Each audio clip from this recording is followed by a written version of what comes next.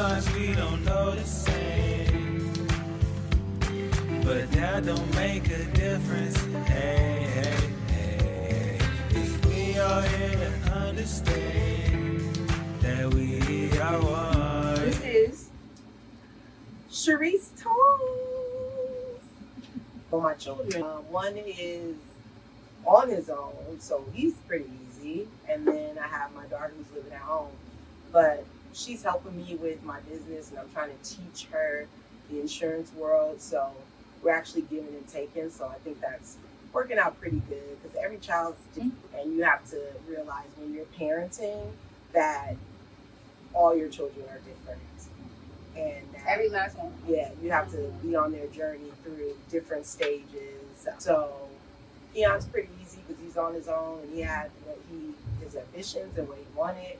And Kiana had her ambitions, but it changes because she's in a new generation and they don't know what they want. But right now, I'm trying to help her figure out what she wants. And by doing that, I'm trying to teach her the insurance business. So if she goes out and does stuff that she wants, that she always has that to fall back. Mm-hmm. And then Rain, she's 13, and I'm trying to figure out what she wants to do. So we kind of prepare her more to get out on her own when she's 18. But a lot of races don't do that. A lot of races allow their children to be at home until they're like 26.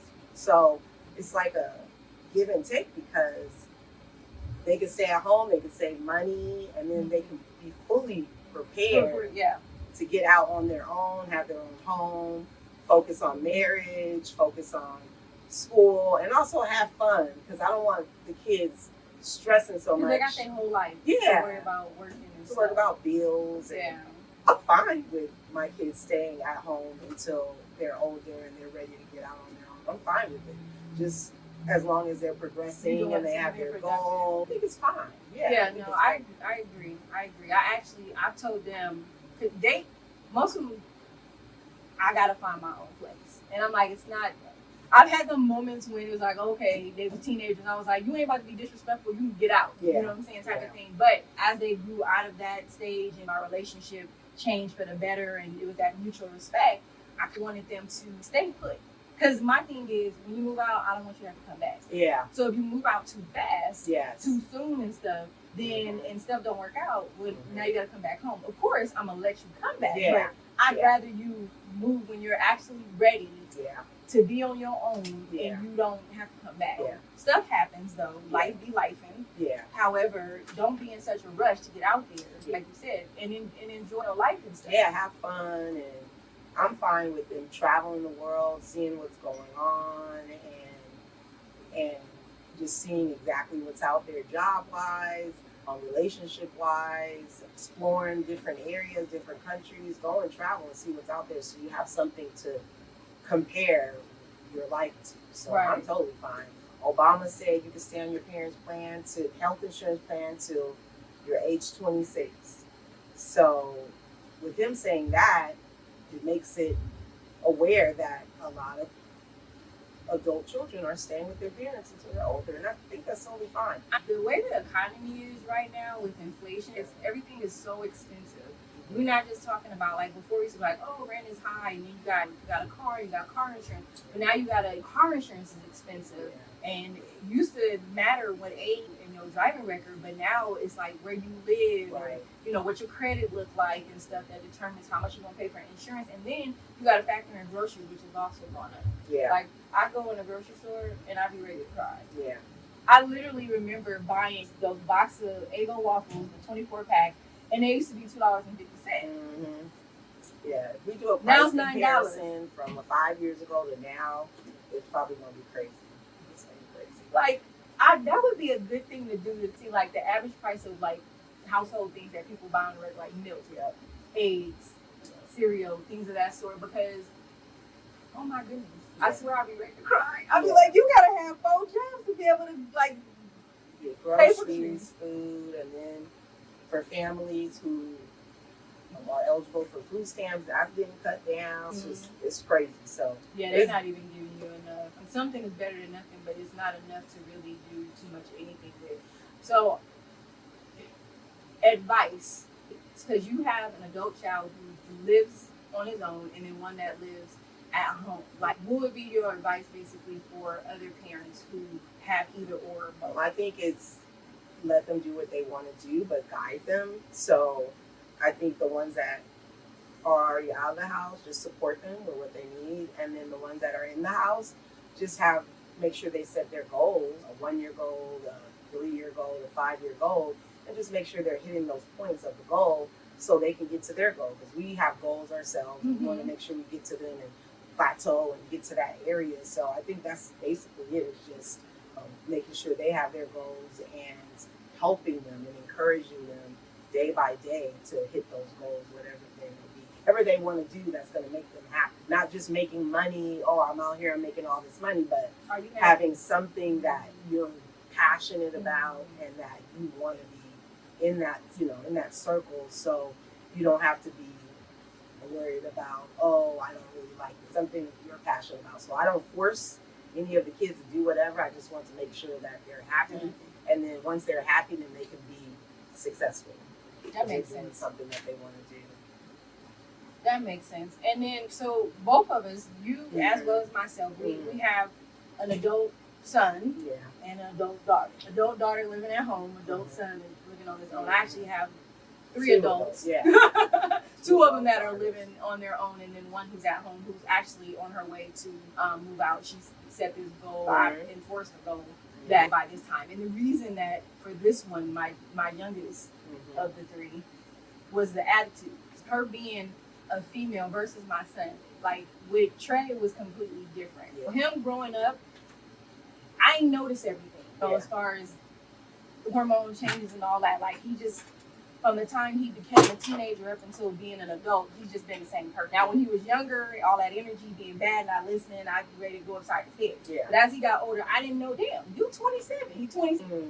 Whereas with the girls, it goes by so fast. With the girls, you're noticing everything because there's so many hormonal changes that are happening. Them starting their menstrual cycle, on all of that comes with that, developing like this young woman body and stuff, and then outside influences, dating and all that stuff or whatever. And they want their privacy. They want their privacy. They mean, and like, I want to give you your privacy, but it's like you have to understand, although you're an adult, there's still a level of respect that you have to give me as your parent. Yeah. Yes, you are grown, but I am still your mom. I will always be your mom. When you're 56 years old, I'm still going to be your mom. Watch how you talk to me.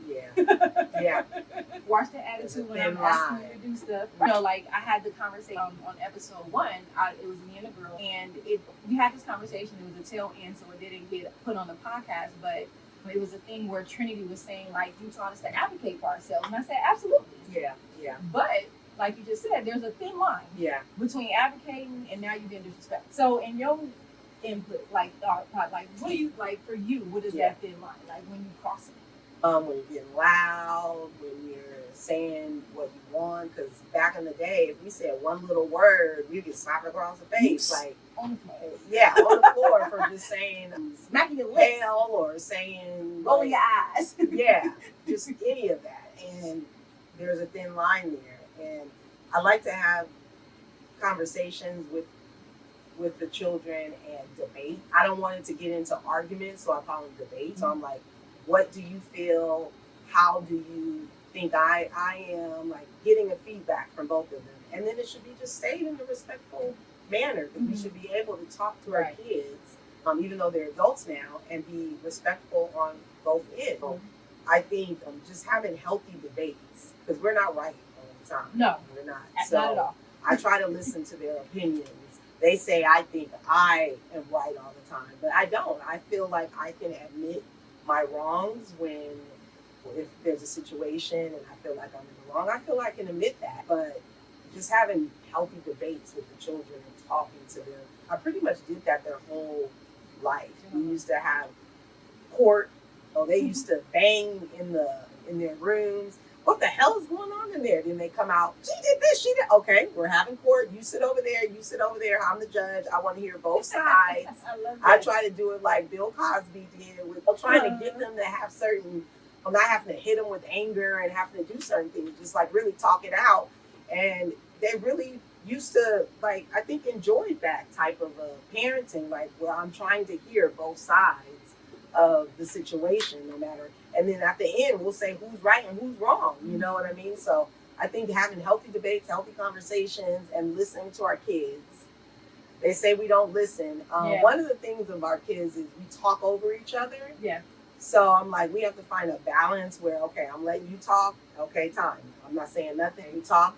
And then same thing on this side. I'm not saying nothing. Okay, you go ahead and talk. Okay, now it's my time. Let me talk. And so let's not talk over each other. I think that's in my household. It's really talking over each other because we don't hear each other's point. Yeah, so I think just trying to have again healthy debates, I think is good in regards to parenting the older children, so they know we're listening and we're not just being that person that's on them all the time. Right. The same. So how do you feel? I actually agree with that. I'm actually guilty. Like in listening to what you were saying, I was thinking about some conversations that we had, and it definitely was either I'm talking over them or they're talking over me, or if I'm talking, I can tell in their facial expression that is going in one ear and out, not really listening, and vice versa and stuff. So I agree with you on that. I think that's a really good thing, and the whole debate thing. Trinity, she got awards for speech and debate. So I used to be like, look, everything don't have to be a debate. You can say how you feel or whatever, and then I'll tell you how I feel. Agree and disagree. And that's the thing. I'm like, sometimes stop. Everybody keep going back and forth. And that's the problem right there. It's like, okay, everybody wants the other person to agree with what they're saying, but we can have a difference of opinion, and like you said, a healthy difference of opinion, and be respectful and say, I understand that's how you feel. This is how I saw it. This is how I feel, whatever the case may be. Yeah. So I definitely encourage, and I've always taught them, like, advocate for yourself. Yeah. Because you know what happened in whatever situation if nobody else was around. So I'm going to listen to you, whatever, about it. Or if I did something or I said something, I want to be able to hear what you said and then convey what my intentions were and whatever it was that I did or said. Because although it affected you the way it did, that wasn't my intention. I'm quick to apologize about I hurt your feelings and stuff like that. But one thing in talking about that, and what made me realize is that this generation is very sensitive. Yeah, we can't. We were rough. We took everything in. Like our parents were like, do this, and we listened. We were like, okay, whatever you guys say. But they just really have to. They got to step it up a little bit. They can't be acting like that. Like I know they say we're hard and then they're soft. There needs to be a little middle. Yeah, some type of middle ground. Yeah, you guys are a little too soft. Trinity told me, she was like, we have this and that we're dealing with and all that stuff. And I was like, you know what? You're right. I'm not going to take away, because times are different than what it was when we were growing up. Yeah. But that's not to say we didn't have things that we had to deal with. I feel like, and this is just my opinion, that y'all got life a little easier. Being from somebody who grew up in a time where we didn't have electronics and stuff. We went from, when we were little, we had the black and white TV, then we got the color TV, then we got the TV with the remote. Like, we saw all the phases up until what they are now. Whereas, that's all they know. You know what I'm saying? Like, we had to go and pull a heavy encyclopedia off of a bookshelf and flip them pages to find what it was when we was looking for an encyclopedia. That's the old subscription. Oh, we didn't get the whole right. Yes, that's the old Google. Like, I used to be like, please let me get the encyclopedia set, please.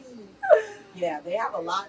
They have a lot of stuff that's been made easy for y'all. So yes, there's the times that we're living in right now. There's other things that are happening and stuff, but I still feel like y'all too sensitive to the point where it's like we had it rough. Yeah.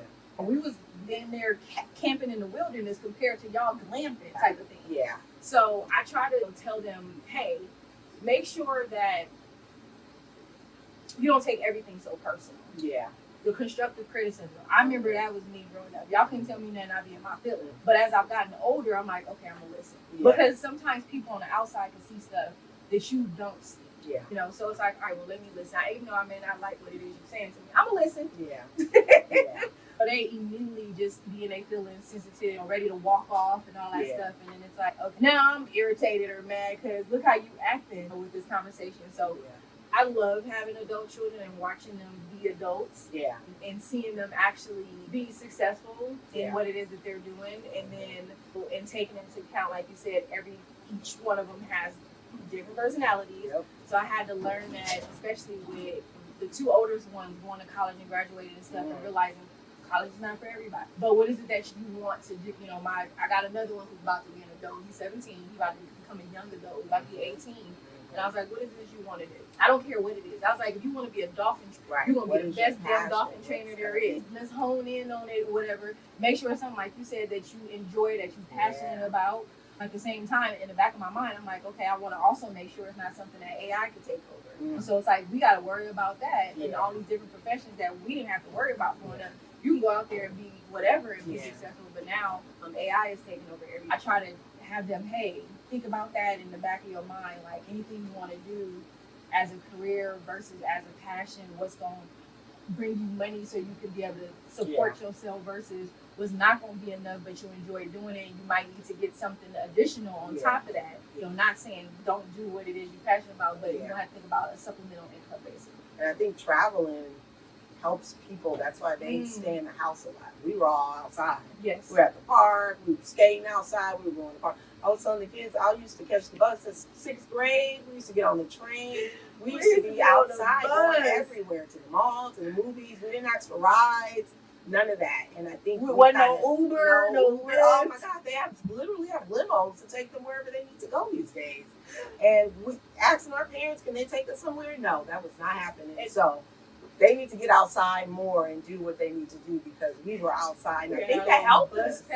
That helped us. We to were be more able, independent. Yeah, independent and socializing with people, getting on the bus, saying hi to the bus driver, like just anything. Like we used to be outside. So I think they have to learn more and not just traveling, trying to take pictures for Instagram, or is really traveling out there, seeing what else is out there, having some experiences so they can compare how other people are living, even in different states. Like people are living different in different states. So if you're staying in your own little area, then that's all you know. So I think as they grow and be adults, that traveling will help them. And I encourage them to travel and see other places and also go out of the country so they can really see that they should be blessed living in the USA. Yes, we are a privileged country. So I think once they start like opening up and seeing that, they won't be so reserved and they won't be have that scared and be afraid of different things. Just go out there and do it, whatever you want to do. So I think that's what holds them back too, because I know a lot of kids are like, I don't know what I want to do. I don't know what is passion. Just try to start something. And if it doesn't work, move on to the next thing so you can know what you like and what you don't like. But you do have to try some stuff. Yeah, I agree. I definitely agree. We have to force them sometimes to do it. And even if it's not the best outcome for them, at least you tried it. At least you tried it and you know you don't want to do it, and then you can move on and you won't have any regrets. Like when you're old, dang, I should have did that. Like just do it, and this is the time to do it. If you're at home with your family or if you're out on the own, do it, because you always know you have a place to come back to if it doesn't work. So. That's funny you say that, because so Trinity, my second oldest, she had a bunch of packages that came here, right? And I'm like, why are all these packages coming here? You don't live here. And she said, Mom, that's gonna always be home. And I said, you know what? You're right. Yeah. Just in case. It's gonna always be home. Yeah. I said, but stop having all your packages coming.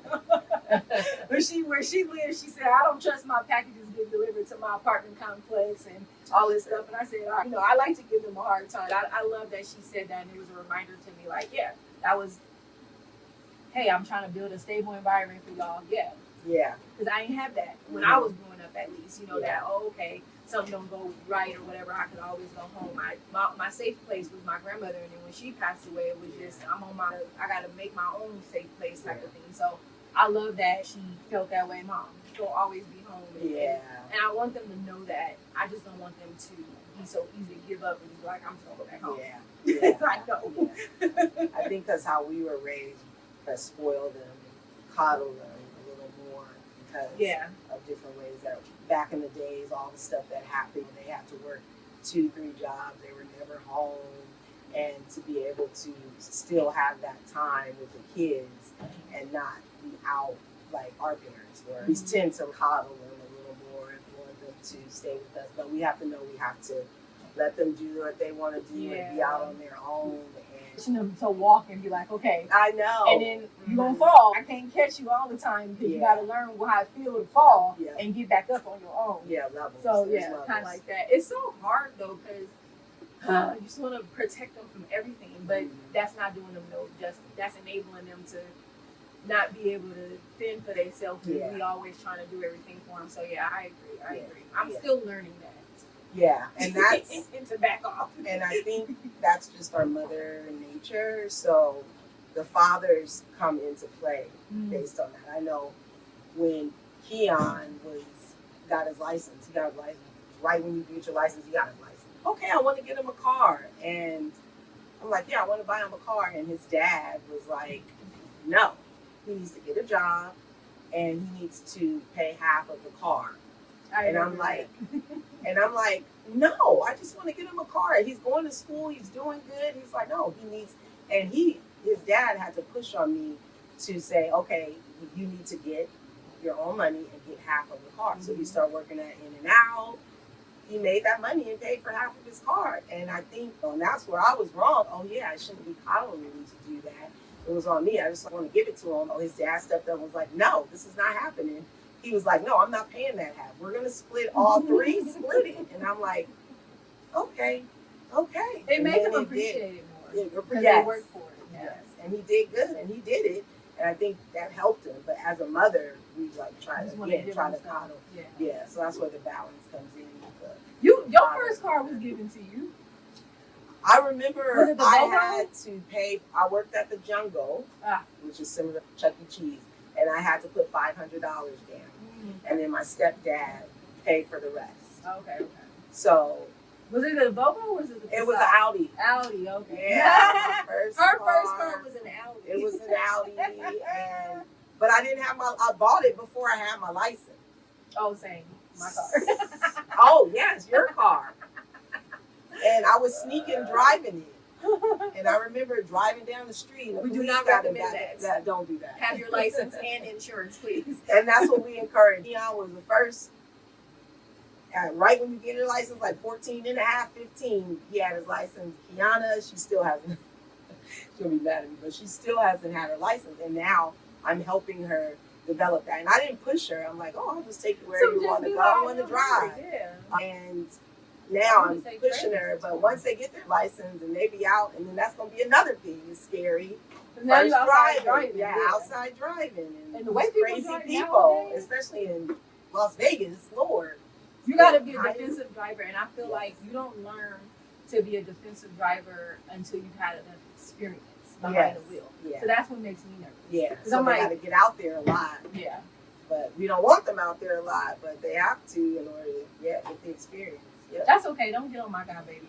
Trey, I think Trey, and he might be mad at me. I want to say he was 20 or 21 when he got his license because he kept telling me, I don't need to drive. I have my skateboard. And I was just like, at some point, you're going to want to get behind a wheel and drive somewhere and not be skating on a skateboard or on public transportation. And finally, when he got tired of it, he got his license. Yeah. It makes them more independent. Once they get their license, they're out. They're gone. They be out the house. You don't even see them. Yeah, you don't see them. So it's just in the beginning, because when Malaya first got her car and stuff, I didn't see her. Yeah. Now it's like her car sitting in the driveway. What you doing? She in the bed. I don't feel like going nowhere. Yeah. So that initial is like I'm here, I'm there, and this and that. And then she started noticing like all her friends who didn't have cars and stuff. Then she became the chauffeur. I said, "Oh yeah, better charge them some gas." Yeah. Yes, I will say overall for me, and I'm still like I got 7, so I'm still raising children, but I got 3 adult children, and each one of them are completely and totally different in how they adult. Yeah. My relationship with each one of them is different.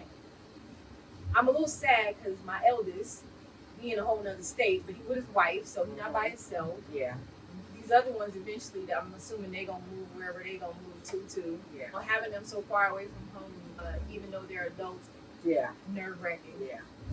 And then they're starting their own life, so we have to make sure we have our own lives too, because they're gonna be gone. They're gonna end up got one already married, and then the other ones are gonna, as they grow, get married. So we got to make sure that we also have our own lives, even though we have our adult children. Because you just gotta have your own lives. You definitely have to have your own life. You definitely have to have your own life. Yeah. I agree. It's hard trying to balance being a parent, having your own life.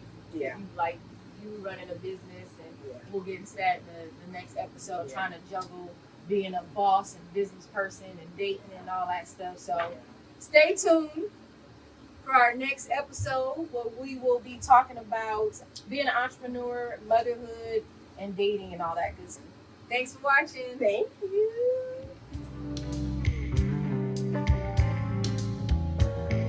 Sometimes we don't know the same, but that don't make a difference. Hey, hey, hey, if we are here to understand that we are one.